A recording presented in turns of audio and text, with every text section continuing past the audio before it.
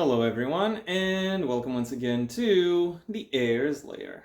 I'm your host, Jonathan Taylor.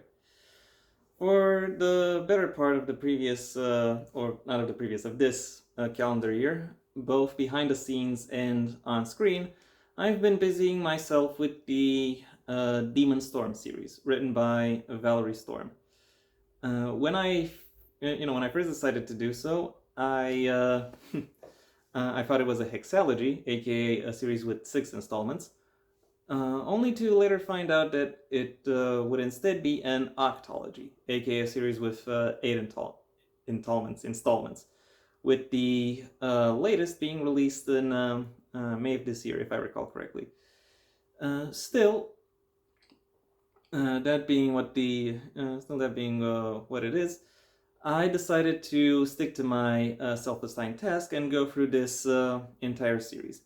And now that I have reached the end of my read through of the series, I thought I would do the same thing I did the last time I took a long look at a series of a similar size and give a broad overview. What I think worked, what didn't really work, and to what extent I find this series worth recommending or talking about. I will start by by saying that the summary of my summary. So I'm giving you the summary of my summary here. Is that I think the series is very uneven. It is totally quite consistent from beginning to end. However, however the way the book is plotted really makes for some, really makes the reading experience to become somewhat disjointed from, from the when looking at this, when looking at various portions of books and how they are disjointed from each other, and also how that creates a separation between the books and the reader. The plot itself ranges from very slow or quite slow, depending on your preferences, to to moments where there is an explosion of of dynamism, of creativity, and of variety. And that particular method of plotting these books also ends up having ramifications on other aspects of them, such as in terms of how their characters and the world they describe,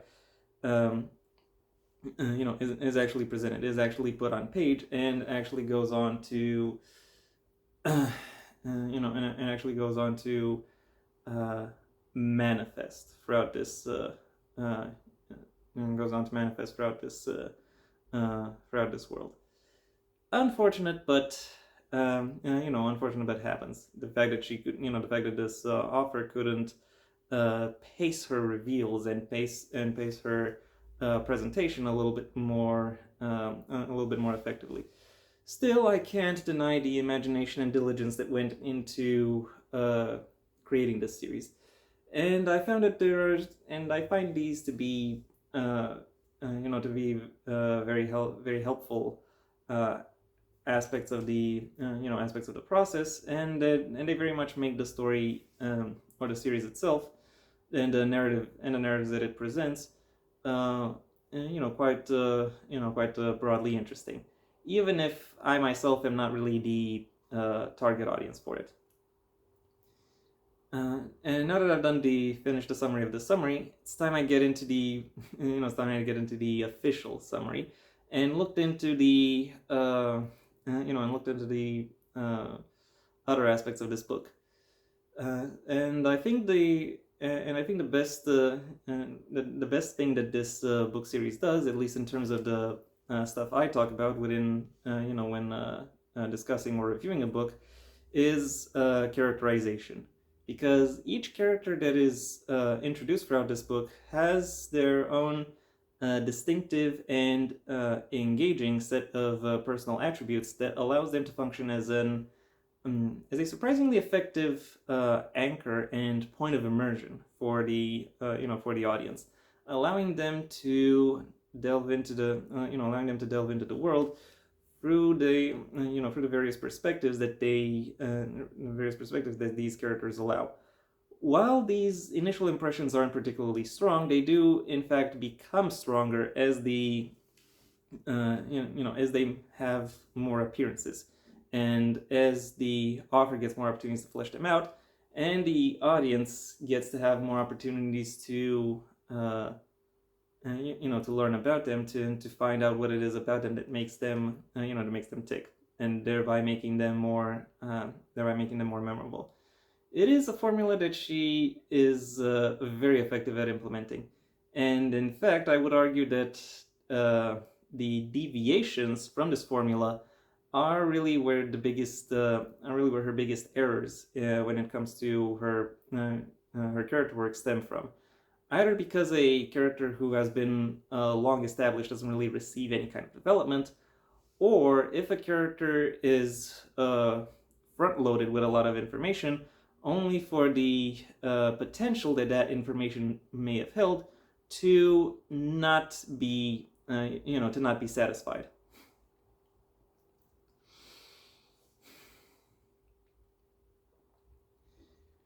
When it comes to character development, I think it is fair to say that the leads have the have the bulk of it, given that they are the characters that that readers are following through most of this book, and therefore their minds, the inner workings of their minds, are given most of the are given most direct exposure and a most direct understanding of how it is that how it is that they work, how it is that they process the world around them, and also how they think of and connect to each other.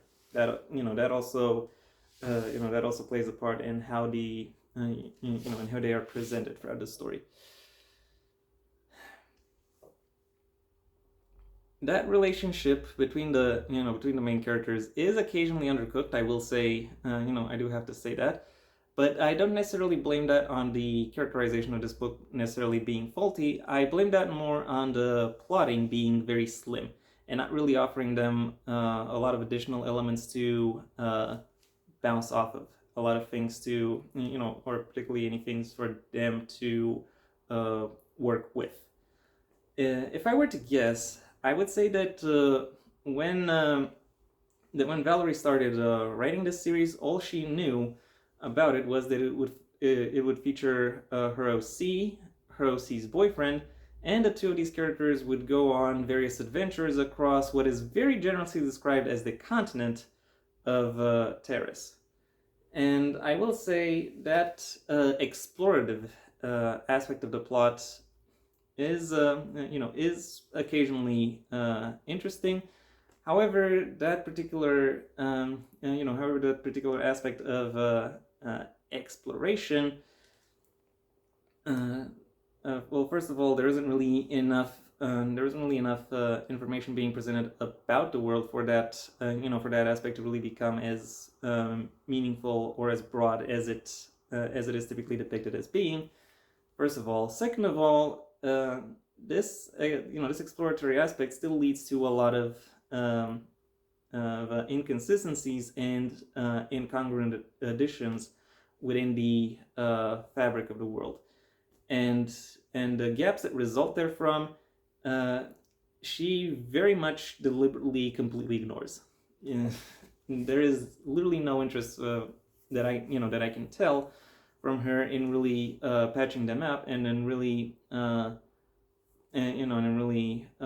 fleshing out or anchoring her developing world. It's just stuff after stuff after stuff. I speculate that she thought that if her character work was good enough, then most of the audience would just connect to the characters and maybe either ignore some of the gaps in her world, or find the context around everything compelling enough to where they would want to fill in those gaps themselves. Unfortunately, I can't really say I am part of any of these categories. And because because a lot of these gaps ultimately fall back on my, ultimately also lead back to the characters as well, because they also have gaps and they also come across as less compelling than they could be because of these, because of these gaps.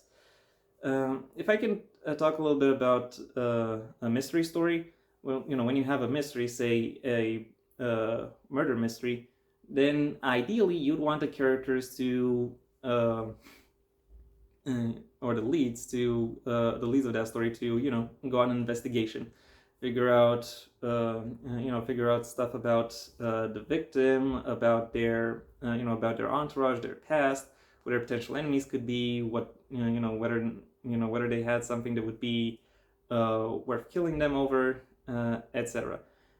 The one thing you don't want is for the characters or for the lead characters to just stumble into the story and just randomly find all the clues that they need, all the clues that they need to find in order to solve, in order to solve the mystery. But unfortunately, Valerie pretty much does the adventure fantasy equivalent of that, with the characters simply stumbling into whatever it is that they need in order to address the individual plot that they are, that they find themselves into.